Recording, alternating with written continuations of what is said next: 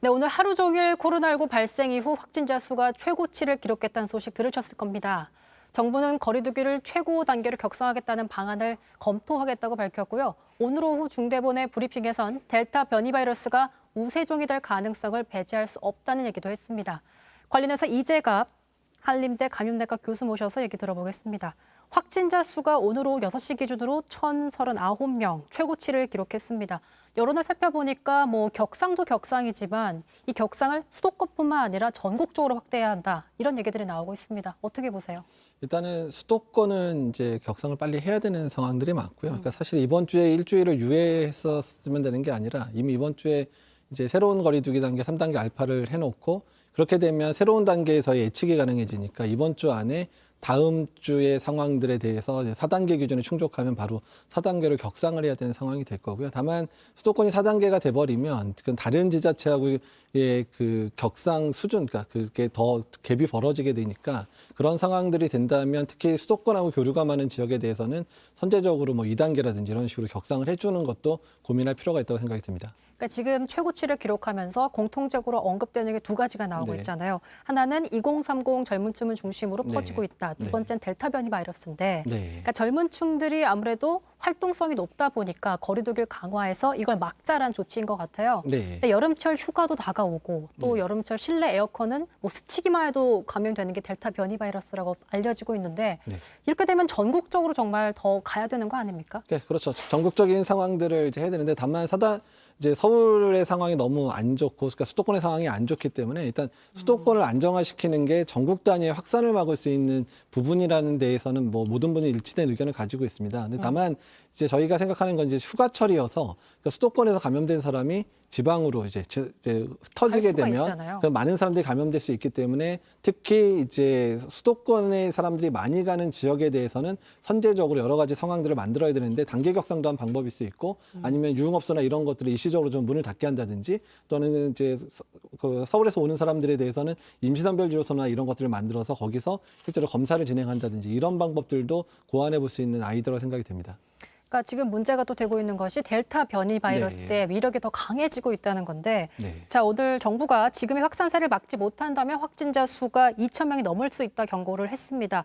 오늘 중대본 브리핑이 있었는데 잠시 듣고 오시죠.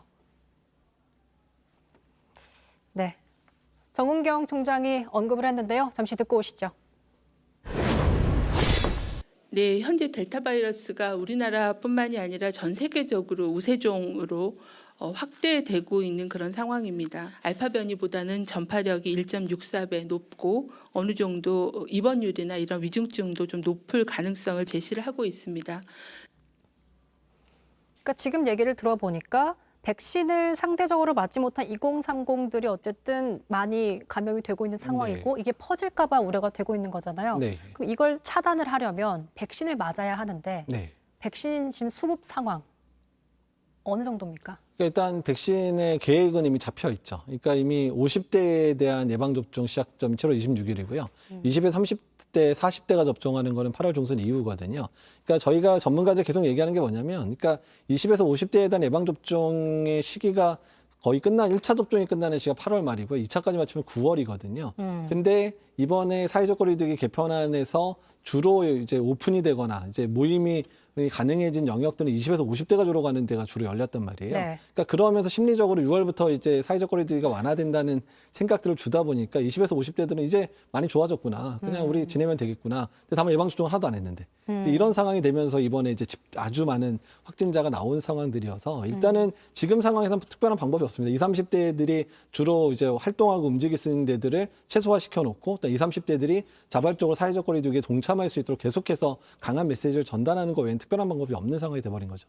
특별한 방법이 없다는 얘기가 참 암담하게 들리기도 하는데 그러니까 오늘 9월까지 이제 쉽지 않은 상황이 계속되고 있는 거잖아요. 근데 일각에서는 또 어쨌든 이 백신 접종 우선순위를 좀 바꾸는 건 어떠냐? 이거에 대해서 어떻게 생각하세요? 근데 지금 사실 백신 접종 우선순위 바꾸기가 어려운 게 지금 7월에서 8월에 대한 접종, 그러니까 특히 7월 달의 접종들은 고3 정도 빼놓고는 지금 움직일 사람도 없고 대부분 2차 접종에 집중돼 있어요. 그러니까 지금까지 맞은 사람들이 2차 접종에 집중돼 있고 그다음에 이제 7월 마지막 주부터 이제 50대 접종이 시작하니까 이 접종 순서를 바꾼들 해봐야 어차피 2, 3주 지나면 접종 반드시 시작되는 거니까 크게 의미가 있을 것 같지는 않다는 거죠. 그래서 오히려 그럴 접종 순서를 바꿔서 혼동을 초래하기보다는 오히려 지금의 방역 상황을 강화해서 7, 8월 정도까지는 좀 안정된 상황을 유지할 수 있는 정도로 방역을 강화하는 게 오히려 낫겠다라는 거죠.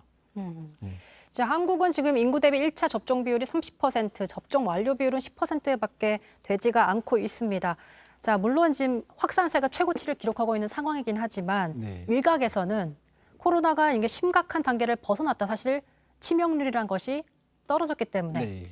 이런 의견은 좀 어떻게 보세요? 그러니까 이제 출구 전략 얘기가 나와야 될 시기는 맞는데요. 네. 그러니까 지금 이제 뭐 고령층 60대 이상의 접종을 하면서 사망률하고 중증 환자가 줄어든 건 맞아요. 근데 중증 환자만 줄어들었지 지금 확진자가 늘어나는데 우리가 가진 의료 시스템이 지금 하루에 2,000명, 3,000명씩 만약 2, 3주 진행됐을 때 네. 지금 모두가 지금 입원하거나 생활치료센터 입원하거나 전담병원 입원하는 체제로 운영이 되고 있고 모든 호흡기 환자가 다 선별진료에서 진료받는 체계로 운영이 되고 있거든요. 그러니까 의료 체계 자체가 변화되지 않으면 그러니까 말씀하신 대로 이제 뭐 사망자도 적고 그러니까 출구 전략을 해서 뭐 독감 정도로 바라보자 하더라도 네, 같이 살아가는 방법을 예. 터득한 게 낫지 않을까라는 그러긴 의견도 한데 있었습니다. 다만 시스템 준비를 아무것도 안 해놔서 그렇게 하고 싶어도 당장 할 수가 없어요. 그러니까 지금의 이제 이번 유행, 4차 유행의 시기를 잘 넘기고 나면서 제일 준비할 게 뭐냐면 이제 앞으로 그런 의료 체계들을 갖추고 우리 사회가 합의를 통해서 코로나 환자가 집에 있더라도 받아들일 수 있는 상황들에 대해서 우리 국민들이 이제 용납하고 그다음에 의료 체계도 바뀌는 그런 과정들을 겪지 않으면 실제로 쉽지 않다는 부분입니다. 네, 알겠습니다. 지금 그러면 우리가 해야 될 수 있는 건 최선은 사회적 거리 두기를 따르고 백신 접종을 기다리는 것밖에는 답이 없는 건가요? 그렇죠. 그러니까 어쨌든 결론적으로. 바이러스는 정직하기 때문에 사회적 거리두기를 강화하면 당연히 유행 꺾이거든요. 그러니까 가장 최선의 방법 이렇게 유행이 거세졌을 때는 사회적 거리두기 단계를 강화시켜서 유행을 꺾고 다만 그 유행이 꺾는 게 되는 사이에 예방 접종을 충분히 해서 이후에는 이렇게 사회적 거리두기 단계 때문에 논의할 일들은 별로 없을 거라는 생각이 드는 거죠. 근데 그 시간 동안 이제 코로나 바이러스랑 우리가 공존할 수 있는 방법들을 찾아서 출구 전략들을 마련해서 올해 말이든 내년 초까지는 출구 전략을 차근차근 진행해서 우리가 코로나랑 공존할 수 있는 길을 만들어야 된다는 겁니다. 아직까지 그 출구 전략에 대해서 우리가 논하는 것은 이르다. 이런 이른데 준비는 해야 되는데 아무 준비도 안 했는데 출구 전략만 이번에 세운 거죠.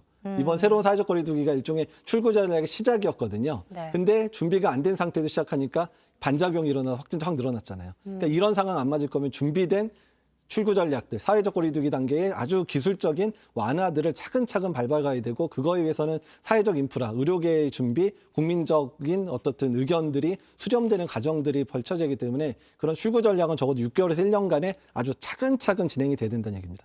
아주 차근차근 네. 시간이 많이 걸릴 수 있는 상황이겠네요. 알겠습니다. 여기까지 이재갑 한림대 감염내과 교수와 얘기 나눠봤습니다. 고맙습니다. 네, 감사합니다.